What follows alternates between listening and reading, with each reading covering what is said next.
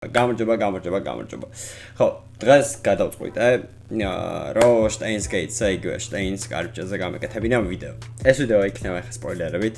თვალ სპოილერებით შეიძლება არა, მაგრამ თავარ საკითხებზე ვლაპარაკობ აბსოლუტურად რა. თავარ საკითხებზე ვილაპარაკებ. ხო და ვისაც არ გაქვთ ნანახი, არ უყუროთ, არ მოისმინოთ ეს ყველაფერი, იმიტომ რომ ყველაფერს ავხსნი აბსოლუტურად. ყველაფერს რა, დავხსნა, ზოგადად დროში როგორ მოგზაურობენ და დროის ხაზები უნდა ავხსნა ამავდროულად რა. ხო და სპოილერებით იქნება, თან ძალიან მნიშვნელოვანი სპოილერებით იქნება ეს ყველაფერი. ასე რომ გაითვალისწინეთ, ვინც ბოლომდე აპირებთ რომ უყუროთ ვიდეოს. ხო, ენის კარიბჭე. მოდი ზოგადი introduction დავიწყებ. ზოგადი ინფორმაციითაც დავიწყებ და თანამედროვე ყველაფერს გავყვები აბსოლუტურად რა. ხო, რა თქმა უნდა, ჩანაწერები მაქვს გაკეთებული რა, რაღაც მომენტებში ანუ ჩანაწერების საკითხო მომიწევს, იმიტომ რომ ამდენ რაღაცას უბრალოდ ვერ დავიმახსოვრობდი ფიზიკურად რა, ესე რომ ამდგარიყავი და თქვენს დაიღლებოდით რომ ყველაფერი ეგრე მექნება. შემიძლია რომ დავიწყო. ხო, Steins Gate არის ერთი დიდი ფიქციურ სამყაროს ნაწილი. მას რა ქვია, ფიქციურ სამყაროს ქვია Science Adventure Series. მაგარი ანუ სულ visual novel-ები არის და რაღაცები რა. 6 ნაწილი აქვს მთლიანობაში. Steins Gate არის მეორე, ანუ სერიებში არის მეორე, მაგრამ არ არის აუცილებელი რომ სხვა visual novel-ები ნათამშები გქონდეთ, ან ნანახი გქონდეთ რა. ანიმეებიც აქვს ახლა მაგალითად პირველი არის Chaos Head და მერე მოდის Steins Gate მერე კიდე Robotics Notes-ი და მერე კიდე გრძელდება დანარჩენები არ ვიცი. ხო და აუცილებელი არის რომ Steins Gate-ის გარდა სხვა რაღაცებიც გქონდეთ ნათამაშები, იმისთვის რომ ზოგადად გაიგოთ რაზე არის Steins Gate. მაგრამ მაინც რო იცოდეთ, ეგრე არის რა, ანუ ერთ სამყაროში ხდება ყველაფერი და დროში მოგზაურობის საკითხები და ზოგადად ფიზიკა რაც არის აწყობილი, ყველას აქვს საერთო. ამ თამაშებში მთავარი მოწინააღმდეგე ყოველთვის არის 300 კაციანი კომიტეტი. ეს 300 კაციანი კომიტეტი არის ძალიან გავს ილუმინატს რა, მაგას დაკავშირებით მაგ თეორიებს რა, კონსპირაციული თეორიები რო არის, ილუმინატი რომ მართავს ძალიან სოფლიოს და რაღაცა. ამათ სამყაროში ყველაფერი რეალობა არის და არის 300 კაციანი კომიტეტი. მაგათი ლოგოც არის რაღაც ის დოლარზე რო არის პირამიდა გამოსახული და ნაწილი რო აწეულია და რაღაც ყოვლის მხედველი თვალი რო აქვს ჩახატული. აი, ეგ არის ამათი ლოგოც. რაც შეეხება ახლა თვითონ Steins Gate-ს. Steins Gate-ში არის გამოყენებული ორგანიზაცია CERN. CERN-ი იდეაში Steins Gate-ში ჩანს როგორც მთავარი ბოროტმოქმედი, ასე რომ ვთქვათ, ხო? რომელიც რაღაცებს ცდილობს ამ მთავარ პერსონაჟებთან მიმართებაში, მაგაზე კიდე ცოტა მერე ვილაპარაკებთ. და ეს CERN-ი არის პირდაპირ ამ 300 კაციანი კომიტეტის დაქვემდებარების ქვეშ. მაგრამ ზოგადად არ ვიცით ეს 300 კაციანი კომიტეტი რამხელა მასშტაბზე აკონტროლებს რაღაცებს. მაგრამ ის უეჭველი ვიცით რომ CERN-ი არის მაგათ დაქვემდებარებაში. CERN-ის ორგანიზაცია მართლა არსებობს, ვინც არიცით, მართლა არსებობს. უბრალოდ ანიმესა და რეალობას შორის ის განსხვავება არის, რომ CERN-ი ანიმეში იწერება როგორც S-ით და რეალობაში არის C და ეგ არის განსხვავება რეალურად. CERN-ი არის ბირთვული კვლევების ევროპული ორგანიზაცია და მსოფლიოში ყველაზე დიდი ლაბორატორია ელემენტარული ნაწილაკების კვლევისთვის ფიზიკაში. მაგათ აქვთ LHS მოწყობილობა, იგივე ჰიდრონული კოლაიდერი, რომელიც ნაწილაკების ამაჩქარებელი მოწყობილობაა და მსოფლიოში ეგეც ყველაზე დიდია. ეგ მოწყობილობა ნაწილაკებს აცხელებს, აჩქარებს და ერთმანეთს აჯახებს რაღაც კონკრეტულ სივრცეში. მერე საშუალებას აძლევს ამ ხალხს, კვლევრებს, რომ ისეთ რაღაცები ნახონ და დაინახონ, რაც ზოგადად შეუძლებელია რომ აღვიქვათ რაღაც შეუიარაღებელი თვალით რომ აღვიქვათ რა. ამ მოწყობილობით და მოქმედებებით ზოგადად თეორია არსებობს, რომ შესაძლებელია მინი, ანუ პატარა შავი ხვრელების შექმნა და ნამდვილი CERN-ს ეგ ყველაფერი არ გაუკეთებია, არ მიუღწევია მაგ ყველაფერს რაღაც პატარა შავი ხვრელების შექმნა. მაგრამ თეორიულად გონი შესაძლებელია, არ ვიცი ზუსტად. მაგრამ ნამდვილ CERN-ს არ გაუკეთებია ეგ. თუმცა ანიმეს შემთხვევაში, ანუ მთლიანი CERN-ის მიზანი ის არის, რომ ეგ მინი შავი ხვრელები შექმნან, რაც გამოუვიდათ და ეგ მინი შავი ხვრელები გამოიყენონ იმისთვის, რომ დროში მოგზაურობა შესაძლებელი გახადონ. რა თქმა უნდა, თავიანთვის რომ გახადონ ეგ ყველაფერი და თვითონ რომ აკონტროლონ რაღაცები, ხო? ეს დროში მოგზაურობის თეორია კიდე დაფუძნებულია კერის შავ ხვრელზე. შავ ხვრელს უდიდესი გრავიტაციული მიზიდულობა აქვს ზოგადად და მაგთან გამომდინარე, რაღაც სინათლესაც კი ისრუდავს. და არ უშვებს. და მაგთან გამომდინარეა ზოგადად შავხლოს აქვს 3 ცვლადი, ანუ თაც ხასიათდება ზოგადად რა. ეს არის მასა, იმპულსის მომენტი და ელექტრული მუხტა და ამ ცვლადების მიხედვით სულ 4 ტიპის შავი ხვრელი არსებობს და ერთ-ერთი არის ზუსტად კერის შავი ხვრელი. იგივე ბრუნავი შავი ხვრელი. კერის შავი ხვრელს არ გააჩნია ელექტრული მუხტი, შესაბამისად მარტო მასისგან და იმპულსის მომენტისგან შედგება. და თეორიის მიხედვით რახან კერის შავ ხვრელს არ აქვს ელექტრული მუხტი, მაგრამ იმპულსის მომენტი მაინც აქვს, შეუძლია ნებისმიერ რაღაცა შეისრუტოს. და აქედან გამომდინარე, ისევ თეორიულად, რასაც კერის შავი ხვრელი შეისრუტავს, შესაძლებელია სამყაროს მეორე მხარეს აღმოჩნდეს, ანუ ხვრელის მეორე მხარეს აღმოჩნდეს. ანუ დროსა და სივრცეს გაცდეს და გადაახტეს და ნებისმიერ წერტილში მოხვდეს რაღაც. მაგრამ იმის გაკონტროლება მსგავსი რაღაცით შეუძლებელია, რომ ობიექტი ან ადამიანი რავი არ აქვს მაგას მნიშვნელობა, სად აღმოჩნდება კონკრეტულად, ანუ რა დროში აღმოჩნდება, ან კონკრეტულად ფიზიკურად სად აღმოჩნდება რა. მაგრამ თუ მაგის განკონტროლებას ზოგადად შევძლებთ, თეორიულად ისე, მაშინ შეგვეძლება დროში მოგზაურობა. მაგრამ CERN-ი ვერ ახერხებს, ანიმე CERN-ი ვერ ახერხებს მაგის კონტროლის ქვეშ აყვანას. ანუ მაგას აკეთებს, შეუძლია რომ გააგზავნოს რაღაცა შეიყვანოს, მაგრამ არ იცის როგორ უნდა გააკონტროლოს, სად აღმოჩნდება კონკრეტული ობიექტი ან ადამიანი რა, არ აქვს მაგას მნიშვნელობა. და აქ შემოდიან რეალურად მთავარი პერსონაჟები, ოკაბე და დარუ, რომლებიც რატომღაც ანუ შემთხვევით მოახერხებენ მიკროტალღური ღუმელით და ტელეფონით რაღაც კონტროლში რო აიყვანონ ეს. ოღონდ საერთოდ შემთხვევით მოხდება აი ყველაფერი, ანუ ის საერთოდ რო საერთოდ მაგას არ ცდილობდნენ მე მგონი. როგორც მოხსაცობდნენ მაგას.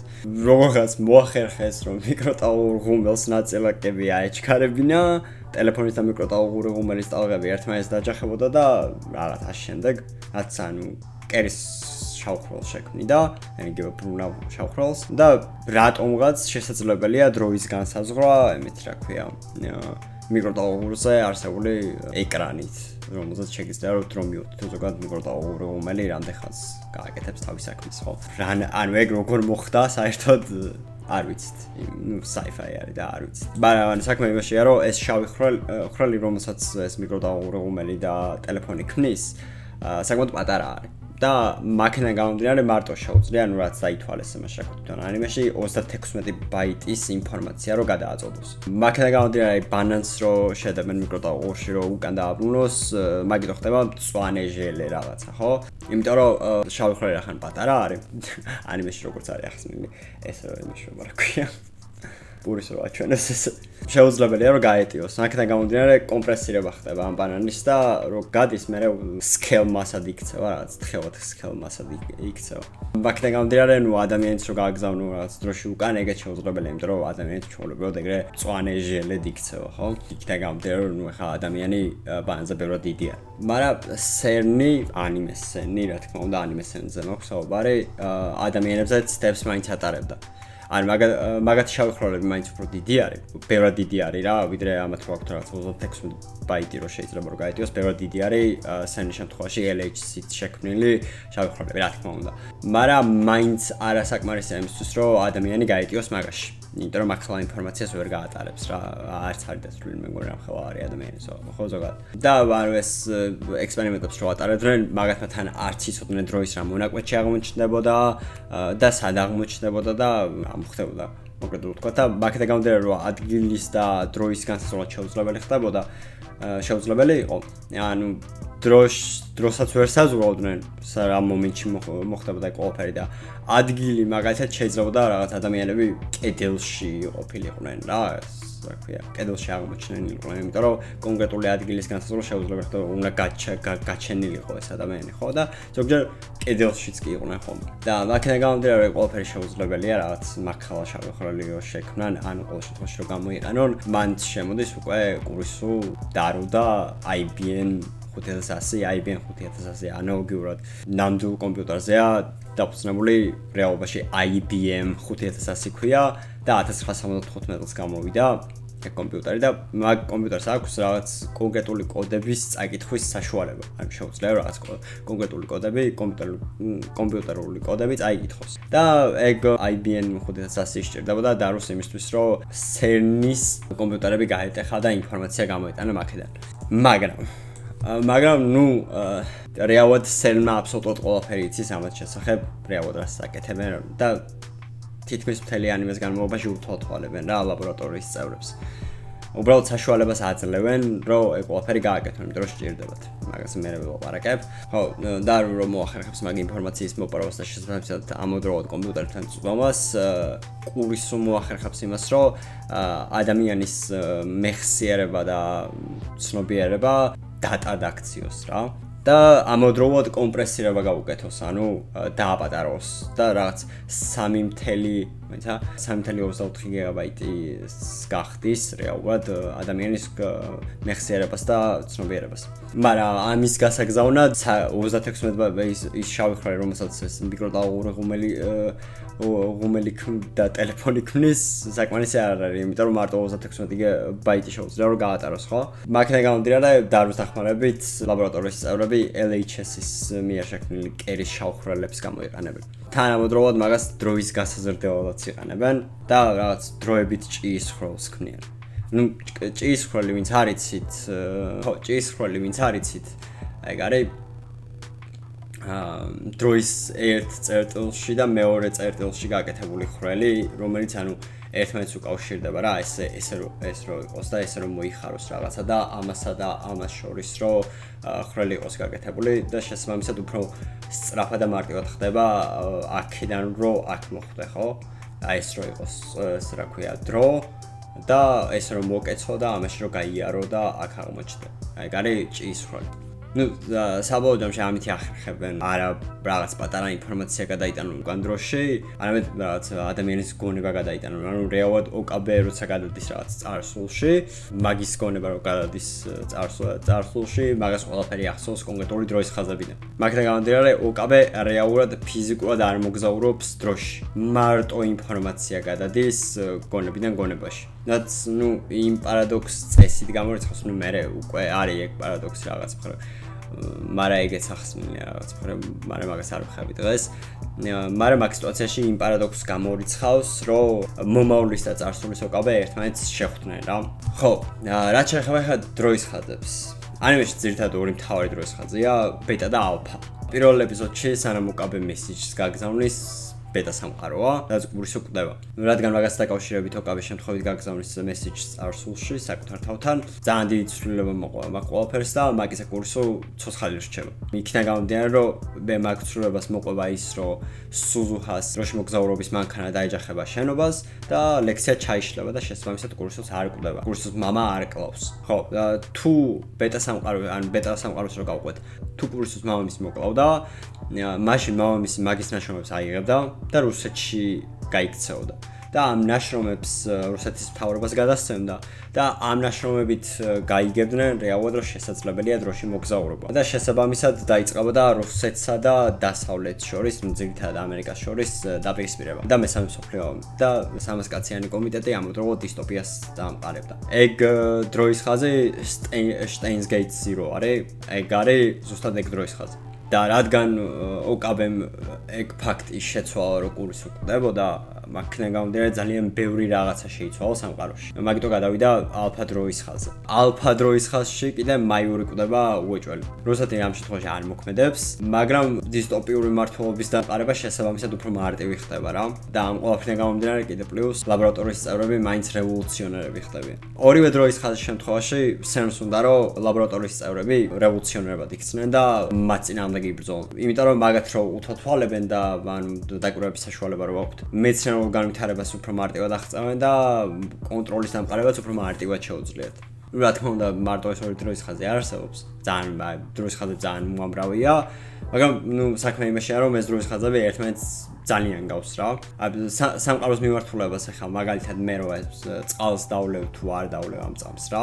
ეგ ფაქტი არ შეცვლის, ხო? მაგრამ მსგავსი მცირე განსხვავების დროის ხაზები მაინც არსებობს, უბრალოდ ერთმანეთთან არის ძალიან ახლოს ეგ დროის ხაზები. და როცა რაღაც ეს ცვლილება მთავრდება, მაგალითად ის ოდნავი ცვლილება, რომელიც ამ მომენტში ჩემმა წყლის დალევამ თუ არ დალევამ გამოიწვია. მნიშვნელობას კარგავს და აღარაფერს არ ცვლის. და მაგთან გამომდინარე ორივე დროის ხაზი მე ერთმანეთს უერთდება. ძალიან მცირე დაშორება არის ამ ორ დროის ხაზს შორის და რახან ცვლილება საერთოდ ნადგურდება, ანუ აღარ არსებობს, მაგიტომ ეს ორი დროის ხაზი ერთმანეთს უერთდება და ერთაგივე დროის ხაზი ხდება. ბეტას და ალფას დროის ხაზებს შორის 1%-იანი დაშორება, რომელიც გრავიტაციული მიზიდულობით არის გამოთვლილი. ანუ აი დივერჯენსი მეტრს იყენებენ მაგის გასაზომად ოკაბემ რო შექმნა. ეს მოწყობილობა სადაც შეიქმნა იმ დროის ხაზსა და რომელ დროის ხაზშიც მოხდა ამ დროის ხაზს შორის გრავიტაციულ პროცენტულ დაშორებას აჩვენებს. ანუ თუ ოკაბეს უნდა რომ ალფა სამყაროდან ბეტა სამყაროში გადავიდეს, უნდა გადაკვეთოს 1%-იანი ბარიერი, რომელიც ამ ორ დროის ხაზს განასხვავებს. და იქიდან გამომდინარე, რომ ოკაბე ერთადერთი პერსონაჟია, რომელსაც სხვა დროის ხაზები ახსოვს, მხოლოდ მას შეუძლია, რომ პროცენტული ცვლილება შენიშნოს. ნუ ეგ ძალიან ლოგიკური რაღაცა არის, ხო? მაგრამ ანიმეს ბოლოს შემოდის შტეინის კარიბჭის დროის ხაზი.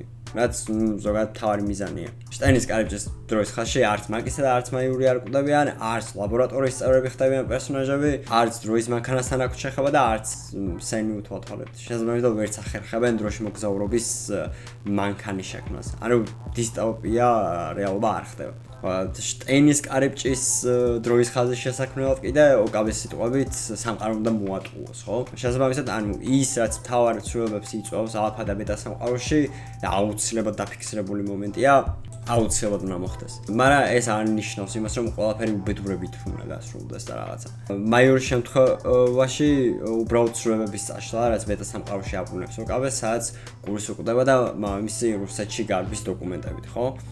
ფაქტია ის, რომ ოკაბემ აუცილებლად უნდა ნახოს კურსი მკვდარი, რათა მის პიროვნებაში რაღაც ცვლილებები მოხდეს და კონკრეტული მოქმედებები შეასრულოს, ხო? ასევე ფაქტია ის, რომ თვითმფრინავი, რომელთაც მისი კურსს მამა რუსეთში მიფრინავს, უნდა ჩამოვარდეს. რაც ან თავარი მოვლენებია სამყაროს დროის ხაზში. მაგიდან გამომდინარე, ოკაბე საკუთარ წარსულს ატყუებს და ინსცენირებას აკეთებს კურსის სიკვდილის. ამავდროულად ახერხებს, რომ თვითმფრინავის ჩამოვარდნის დროს კურსის ნაშრომები განადგურდეს, ანუ დაიწვას. მაიურის სათამაშო რო იყო, მაგის საშუალებით ახერხებს მაგას. და მაგით აღწევს შტეინის კარიბჭის დროის ხაზს. სადაც, ნუ, ოკაბესთვის სამწუხაროდ მაგის გარდა არავის არაფერი არ ახსოვს. მაგრამ მთელი ანიმეს განმავლობაში ყოველ ჯერზე როცა უკან ბრუნდება, ოკაბე დაცვირებს უკან აბრუნებს პერსონაჟები, რომლებისთვის ცვლილებები მნიშვნელოვანი იყო, ისე იქცევენ თითქოს რაღაც მაინც ახსოვთ შეცვლილი დროის ხაზიდან. რაც, ნუ, ოკაბეს და კურისუს ეპიზოდის ბოლოს შეხვედრა იმედის მომცემს ხდის რაღაც. ნუ ფილმიც არის უკვე მაგაზე მე გადაღებული, მაგრამ ეგ ფილმი არ მომწონს. ხო, რავი, ეგ არის თრიანობაში რაც ხდება. ძალიან მიყვარს როგორც შტეინის გეითი და sci-fi ჟანრში ალბათ ყველაზე კარგად დაწერილი ანიმეა. შეიძლება, რავი, არ ვიცი, წიგნებს sci-fi ჟანრს წიგნებს არ ვკითხულობ ახლა. ბოლოს მეგონი დიუნი წავიკითხე sci-fi. რაც იყო. ფილმებშიც არ მინახავს მსგავსი დონის. წიგნებში შეიძლება იყოს, არ ვიცი ზუსტად. მაგრამ არსად არ მინახავს მსგავს მაღალ დონეზე შესრულებული sci-fi ანიმე ზოგადად რა. ხო და ძალიან მაგარია. ვისაც კიდე რაღაცები უფრო მეტად გაინტერესებთ და შემდეგ შეგიძლიათ კითხვები დაწეროთ, რაღაცებზე გაგცემთ პასუხს. ხო, ფიზიკაში ზოგადად ვერ ვარკვევი. უბრალოდ ამას ყველაფერს რაც ვილაპარაკე და შემდეგ ყველაფერი არის იმის მიხედვით რაც ანიმეში არის ზოგადად რა და პატარ-პატარა რაღაც ინფორმაციები წავიკითხე მაგის მიხედვით არის ზუსტად ზუსტად არ ვიცი რამდენ რეალობას ერგება ეგ ყველაფერი მაგრამ ძალიან ახლოს არის რამდენადაც ჩემთვის ცნობილია რა რაც ვიცი ეს რა ვთქვა ხო რავი მადლობა ვინც ვიდეოს მომდა უყურეთ თუ მოგეწონათ ვიდეო დალაიქეთ თუ არხი არ გაქვთ გამოწერილი გამოიწერეთ მოვალ შეხვედრამდე რა კარგად